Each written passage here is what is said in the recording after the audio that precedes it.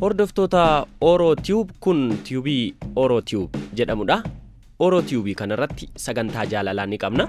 Sagantaa jaalalaa kan nuti isiniif dhiyeessu kanarratti ammoo wantoota hawaasa keenya keessatti baay'ee rakkisoo ta'an jaalala isaanii baasanii dubbachuu dhabuurraatiin kan ka'e wanta isaan itti qaana'an akkasumas wanta isaan ittiin miidhaman wantoota beekuu qaban gaafachuu dhabuudhaan saalfachuudhaan qaana'uudhaan kanarraa kan ka'e miidhaa biraa keessa kan isaan galchan haala salphaatiin immoo karaa OoroTube akkamiin hordoftoota keenya bira geenyaa kan jedhuuf kitaabota garaagaraa irraatii walitti qabachaan ture. Keessaa garuu kitaabni seeraan naaf ibsee kitaaba amala namaa fi icciitii jaalalaa kan jedhu kanadha. Kitaaba kana irratti har'a kan barreeffameeru keessaatii kanan isin biraatiin ga'uudhaaf qopheeffadhee jiru yeroo ulfii uumamuu itti danda'u yeroo akkamiitti kan jedhu isin biraan ga'uufanii na hordofaa.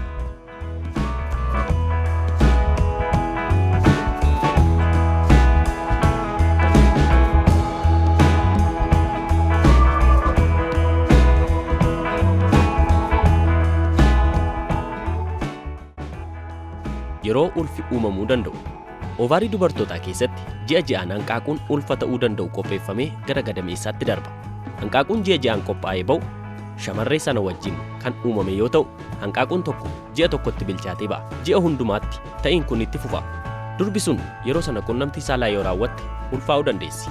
Hanqaaquun gadameessa seente kun sanyii kormaa waliin yoo wal argatte fertilaayizeeshinii uumuudhaan wal nyaatanii tokko ta'u. Kana booda guddachuu jalqaba. Hanqaaquun sanyii kormaa wajjin wal nyaatee guddachuu jalqabe kun mucaa ta'a. Dhiirri tokko fayyaa guutuu qabaatee umuriin isaas dargaggeessa yommuu ta'u, qaamni hormaata isaas sanyii kormaa qopheessuu yoo jalqabe bara jireenya isaa fi hundumaatti akka barbaachisetti sanyii kormaa kennuu ni danda'a. Durbi ovaariin ishee hanqaaquu qopheessuu jalqabe garuu ji'a tokko keessatti sa'aatii 45 qofa hanqaaquu ulfa ta'u kennuu dandeessi. Sababni isaas hanqaaquun ovaarii keessatti qophoofte ujummoo gadameessaa keessaan gara gadameessaatti imaluuf sa'aatii 45 qofatti fudhata. Dhangala'aan hanqaaquun kun ittiin mucucaatee adeemtu sa'aatii 45 kanaan booda ni dhuma. Dhangala'oon sun yommuu dhumu hanqaaquun sun ni duuti. Hanqaaquun sun otoo hin du'in sanyii kormaa yoo argatte garuu mucaan nama tokkoo akka argamuuf tarkaanfii barbaachisaa isa jalqabutu itti fufaa jechuudha. Sa'aatii 45 sana sirriitti beekuun uumama ulfaa to'annaa jala oolfachuuf gargaara. Namni bifa isaatiin namarraa akkuma adda ba'u sa'aatiin 45 kun dubartiidhaaf yeroo addaati. Dubartiin kun ulfaa'uu yommuu barbaaddutti sa'aatii 45 sana beekuuf tooftaawwan barbaachisoon kunooti. Yommuu hanqaaquun ovaarii keessaa ba'uuf jettu afaan qaama saalaa ishee irratti dhangala'aa wal harkisutu baay'inaan argama. Akkuma marsaa laguu ji'a ji'aan itti dhufu beektu. Kanas yoo beekte ji'a keessatti yeroo hanqaaquun ujummoo gadameessaa keessa adeemtus ni baarti. Dhangala'aan kun yeroo qunnamtii saalaatti isa dhiiraatiif gammachuu guddaa uumee sanyii kormaa fuudhee hanqaaquu biraan ga'uuf qophaa'ee argama. Yeroo isaa eeggatee hojii isaatiif bakkatti argama. Inni lammaffaan handhuura ishee gajjallaa karaa bitaa yookaan karaa mirgaatiin akka waan waraanamteetti dhukkubbiin karaa keessaan itti dhaga'ama. Inni sadaffaan haalonni lamaan olitti ilaalle mallattoolee dubartoota hundumaa irratti mul'atanidha. Itti dabalee dubartoota tokko tokko immoo harma isaanii qirqida. Qirqiddaan harmaa kun hanqaaquun gadi lakkifamtee adeemsa erga jalqabdee saatii muraasa booda itti dhaga'amuu danda'a. Dubartoota tokko tokko immoo bifa isaanii jijjiira. Fuulli isaanii xiqqoo ni huqqata. Hiddi dhiiga isaanii baba'ee mul'ata. Inni arfaffaan hanqaaquun ovaarii keessaa akkuma baateen ho'i qaama isheetii ni dabala. Hormooniin hormaataaf gargaaru qaamota hormaataa hundumaa ho'isa. Hormooniin piroojestiroonii jedhamu qaamota hormaataa irra raabsama. Sababa kanaaf namummaan ishee guutuun ho'uu danda'e. Hormooniin kun ergaa fi ho'a daddabarsuutti dabalee wanti itti dalagu hanqaaquu ovaarii keessaa baate sana ni eega. Hanqaaquun biraan dabalee akka hin baaneefis ni ittisa.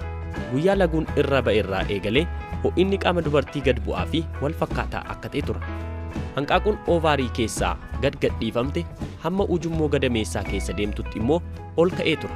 Ho'inni qaamaa kun dhukkuba dhaqna gubaa irraa kan ittiin adda ta'u. Dhaqna gubaan inni dhukkubarraa ka'u haala humna dhukkubichaa irratti hundaa'e ol ka'ee gadi yoo bu'u. Ho'i qaamaa inni adeemsa hanqaaquu wajjin wal qabatu garuu akkuma ol ka'etti tura. Akkuma ho'inni qaama isheetii ol ka'uu eegaleen abbaa manaa ishee waliin qunnamtii saalaa yoo raawwatte ni ulfoofti. Yoo ulfooftes ho'inni qaama isheetii akkuma ol ka'etti tura malee gadi hin deebi'u. Yeroo ulfaa'an kana dhukkuboota adda addaatiin hubamuu danda'u. Isaan keessaa dhaqna gubaa, hooqqisiisa, dadhabbiinis itti dhaga'ama. Ulfaa'uu ishee irraa kan ka'e marsaa laguu waan irraa dhaabbatuuf muddamni sammuu itti dhufa. Muddamni kun dhukkuboota kanaafis sababa ta'uu ni danda'a. Yeroo itti hanqaaquun ovaarii keessaa baatuu fi mallattoolee kana yoo beekne marsaa laguu ji'a ji'aan dubartiitti dhufu hordofuudhaan yeroo itti ulfi uumamuu danda'uu fi hin uumamne adda baafnee beekuun nu rakkisu.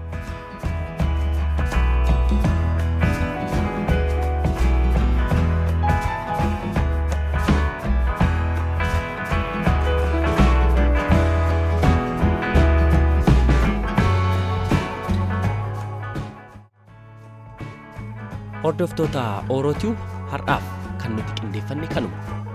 Sagantaa itti aanuutiin ammoo Orotube subscribe godhaatii akka yeroo hundumaa wantoota nuti asitti gorsaa fi barsiisa nuti isin biraatiin geenyu akka isin qaqqabuuf ammoo bakka dawwaliin jirtu sana dhaqaatii kililni godhaa dawwaladhaatii boodarraa yeroo hunda yeroo nuti asiitii sagantaa gadhiisnu isin qaqqabuu malaa yookaan ammoo notificationin isiniif galaa jechuudha. Waan subscribe gootaniif, waan like gootaniif, jaallattanii waan share gootaniif ulfaadhaa.